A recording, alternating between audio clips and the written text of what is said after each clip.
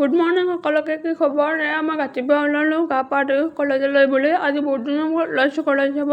পুৰা 7 দিন যোৱা নাছিলোঁ কলেজ, আৰু ওলাই মেলি হৈ গ'ল। আৰু ওলাই মেলি হোৱাৰ পিছত আইনাখন চাই থকাটো অভ্যাস মোৰ, আপোনালোকে জানে। ওলালোঁ, হৈ গ'ল। বেকগ্ৰাউণ্ডটো একদম ইগন'ৰ কৰিব, কাৰণ একো কাম কৰা নাই ঘৰত, সেনেকৈ ওলাইছোঁ।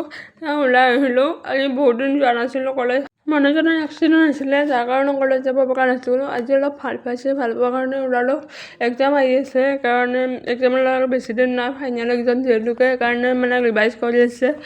কলেজ ক্ষতি হ'লে কেইদিন, আজি আকৌ ওলাইছোঁ। কি হয় নাজানো, গালি খাম বহুত তথাপিতো।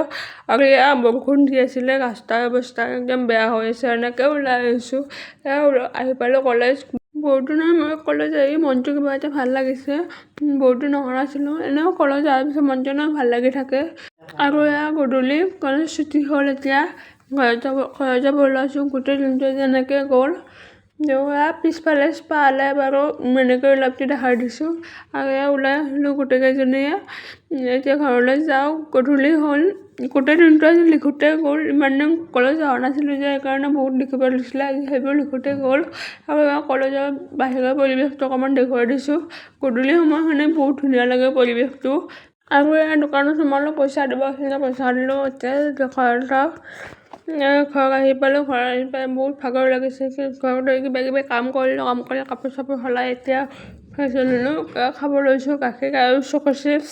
দিনটো একো খোৱা নাই, সেইটোকে ভোক লাগিছে, সেইখিনি খাই লওঁ। আৰু ওলাই আহিলোঁ খাই মেলি। জেঠীমাৰ ফুলখিনি অলপমান দেখুৱাই দিছোঁ। আজি ফুলখিনি জেঠীমাই অলপমান বেলেগকৈ সজাইছে, দেখাই দিছোঁ আপোনালোকক। লগতে ছাৰকো দেখুৱাই দিলোঁ। আৰু এখেতে এপ্ৰিল ফুল নামটো, কিন্তু এপ্ৰিল মাহত নুফুলি মে' মাহত ফুলিছে। তো আজিলৈ ভিডিঅ'টো ইমান আছিলে। ভিডিঅ'টো কেনে পালে জনাব।